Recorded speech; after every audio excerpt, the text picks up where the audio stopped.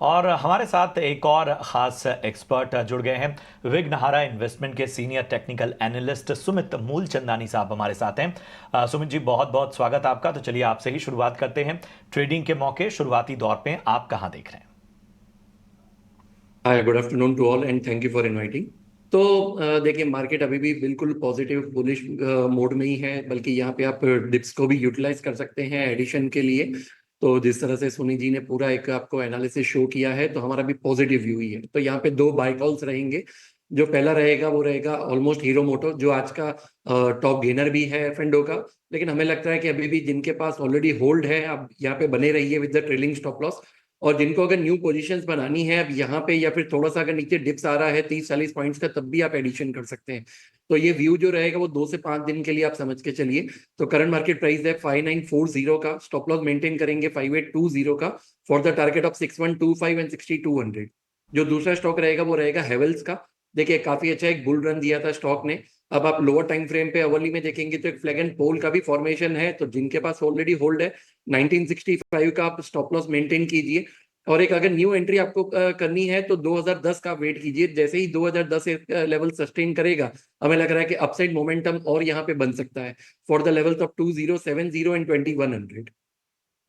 बिल्कुल। तो auto sector से हीरो मोटोकॉर्प कर खरीदारी की राय 6125 से 6200 तक के लेवल्स दिखाई दे सकते हैं। याद रखें, हीरो मोटोकॉर्प 3% की तेजी के साथ निफ्टी का टॉप गेनर भी है आज के ट्रेडिंग सेशन में।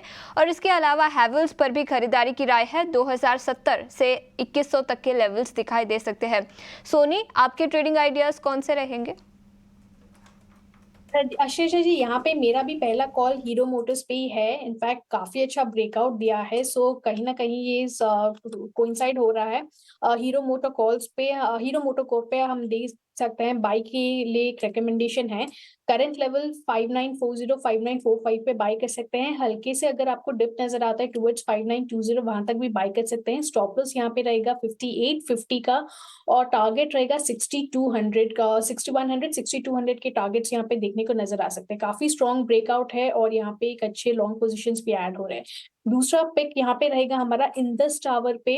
इंडस टावर यहाँ पे एक 1020 ईएमए हर्डल को क्रॉस किया है, और यहाँ पे हम देख सकते हैं कि वो उस लेवल को कंटिन्यू होल्ड कर रहा है। 425 का एक अच्छा सपोर्ट है, सो इंडस टावर यहाँ पे आप बाई कर सकते हैं 425 स्टॉप लॉस के साथ, और टारगेट रहेगा 442 445। साइमल्टेनियसली अगर किसको ऑप्शन में पार्टिसिपेट करना है, इंडस टावर की 440 कॉल ऑप्शन में भी आप पार्टिसिपेट कर सकते हैं। आप उसको 5 और 5.5 इस रेंज पे बाय कर सकते हैं। 2.5 स्टॉप लॉस लगाए ऑप्शन में। टारगेट रहेगा 8, दूसरा टारगेट रहेगा 10.5। और ये डिस्क्लेमर भी ऐड करना चाहूंगी कि आज दोनों ही रिकमेंडेशन हीरो मोटर्स और इंडस टावर हमने हमारे ऑफिशियल रिकमेंडेशन है यहाँ पे, और हमने अपने जेम के क्लाइंट्स को भी रेकमेंड किया है कॉल ऑप्शन के माध्यम से। बिल्कुल। तो सोनी और सुमित दोनों ने हीरो मोटोकॉर्प पर खरीदारी की राय दी है। सोनी ने 6100 का टारगेट दिया है और इसी के साथ इंडस टावर्स पर भी खरीदारी की राय है।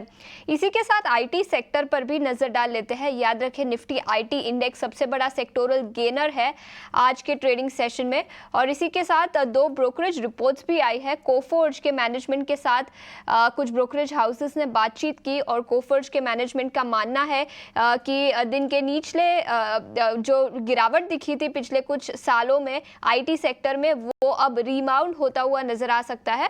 तो काफी पॉजिटिव मैनेजमेंट की कमेंट्री आई। और इसी के साथ मॉर्गन स्टैनली की भी आईटी सेक्टर पर रिपोर्ट आई है, जहां उनका मानना है कि वैल्यूएशन सस्ते तो नहीं, लेकिन सेल जोन में भी अभी तक आईटी सेक्टर नहीं पहुंचा है।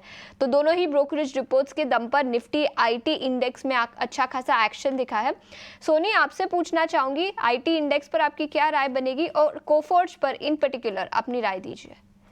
देखिए, आईटी में हम देख सकते हैं कि आज मिड कैप आईटी में मूवमेंट अच्छा है, और यहाँ पे मुझे लगता है कि कंटिन्यू कर सकता है। हालांकि एक दिन वो चलता है, 2 दिन रेस्ट लेता है, फिर वो कंटिन्यू करता है वो मोमेंटम के साथ।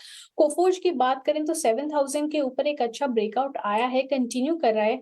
मुझे लगता है यहाँ से अगर किसको बाई करना है फ्रेश एंट्री के लिए, तो 6880 के लेवल के साथ छोटे स्टॉप लॉस के साथ बाई कर सकते हैं कोफोर्ज।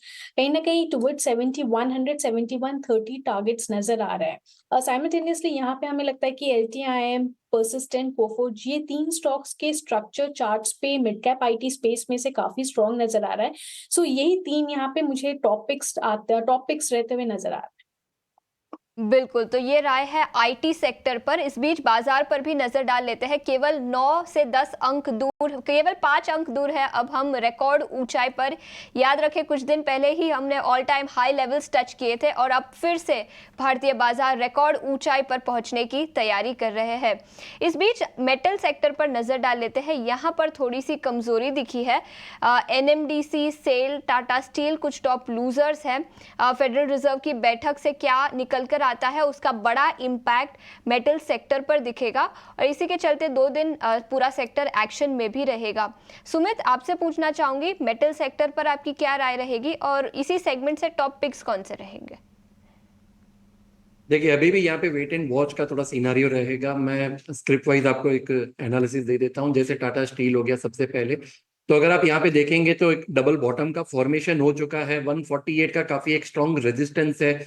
आप 2 दिन से देखेंगे तो यहाँ पे स्टॉक अपने 200 मूविंग एवरेज के ऊपर सस्टेन का ट्राई कर रहा है, लेकिन अभी भी मैं यहाँ पे वेट करूंगा। 156 157 का जो जोन है वो एक स्ट्रॉन्ग रेजिस्टेंस है। तो अगर स्टॉक यहाँ पे सस्टेन कर रहा है तो ही एक बेस्ट और सेफ एंट्री काउंट होगी। अगर 156 के ऊपर यहाँ पे ये एंट्री मिल जाती है तो आप 170 के टारगेट्स के लिए बाय कर सकते हैं with the stop loss of 152। दूसरा स्टॉक आपने डिस्कस किया था NMDC का, तो सेम वे आप देखिए यहाँ पे पॉजिटिव एक डाइवर्जेंस बन चुका है। डबल बॉटम फॉर्मेशन बना है 207 के करीबन, लेकिन यहाँ पे भी सेम स्ट्रेटेजी रहेगी। मैं वेट करूंगा 225 का जो जोन है, अगर यहाँ पे क्रॉस हो रहा है तो ही एक यहाँ पे फ्रेश एंट्री बनेगी। ठीक है, तो ये है राय इन तमाम स्टॉक पर आती हुई सुमित जी की तरफ से। इस पर ही राय दीजिए। कल एक बड़ी इंपॉर्टेंट इवेंट है, फेडरल रिजर्व से कुछ कमेंट्री और इंटरेस्ट रेट कट को लेकर आउटकम आएगा हमारे लिए। परसों भारतीय बाजार रिएक्ट करेंगे, लेकिन इंडेक्स लेवल पर अगले 2-3 दिन के लिए आपकी रणनीति क्या रहेगी? मुझे लगता है कि निफ्टी में कहीं ना कहीं जो कल के सत्र से हम देख रहे थे कि कहीं ना कहीं एक पॉसिबिलिटी था कि 25,400 के पास थोड़ा सा रेजिस्टेंस फेस कर सकता था। आज वो लेवल को क्रॉस किया है और पिछले 3 आज घंटों से वो उस लेवल के ऊपर कंटिन्यू कर रहा है। सो यहाँ से मुझे लगता है कि 25,450 का एक लेवल है रेजिस्टेंस, उसको अगर क्रॉस करता है तो वहां से आपको अनदर 100 पॉइंट की तेजी नजर आ सकती है। पुट राइटर्स जो कल तक 25,400 पे स्ट्रगल कर रहे थे, आज अभी के एक ऑप्शन चेन पे हम देख सकते हैं कि वो लेवल को ओवर पावर कर रहे हैं और कॉल राइटर्स हल्के से वहां से एग्जिट करते हुए नजर आ रहे हैं। सो शॉर्ट कवरिंग का मूव कंटिन्यू कर सकता है। अगर वो 25,450 के ऊपर जाता है तो उसके ऊपर आपको एक 100 पॉइंट की तेजी नजर आ सकती है। मेरे ख्याल से अगर कोई ऑलरेडी लेके रखे हैं लॉन्ग्स तो थोड़ा होल्ड कीजिए, स्टॉप लॉस ट्रेल कर दीजिए 25,350 इस लेवल पे, स्पॉट के लेवल पे स्टॉप लॉस ट्रेल करके इसको होल्ड कर सकते हैं। रही बात बैंक निफ्टी की, तो बैंक निफ्टी यहाँ से मुझे और 300 पॉइंट की एक तेजी नजर आ रही है, यानी कि 52,500 के लेवल तक जाते हुए नजर आ रहा है। सो अगर उसको क्रॉस करता है तो अगेन आपको 52,700 52,800 लेवल्स भी नजर आ सकते हैं। सपोर्ट बैंक निफ्टी पे यहाँ पे 52,000 पे काफी स्ट्रॉन्ग है। सो थोड़ा सा इसको होल्ड कीजिए, दोनों ही इंडिसेस को, जब तक वो अपने सपोर्ट को ब्रेक नहीं करते हैं लॉन्ग्स को होल्ड करते चलिए, स्टॉप लॉस ट्रेल कीजिए और कहीं ना कहीं थोड़ा सा और यहाँ से तेजी भी डेफिनेटली नजर आ सकता है। बिल्कुल, तो दोनों ही इंडेक्स पर होल्ड करने की रणनीति के साथ आपको बढ़ना होगा। याद रखिए निफ्टी में 25,450 का स्तर अगर टूटता है तो सोनी जी की राय में यहाँ से 100 अंकों की और ज़्यादा तेज़ी हमें देखने को मिल सकती है। वहीं अगर हम बैंक निफ्टी की बात करें तो 52,500 तक के स्तर यहाँ पर, यानी कि लगभग 300 अंकों की और तेज़ी बैंक निफ्टी में सोनी जी को नज़र आ रही है आने वाले वक्त में।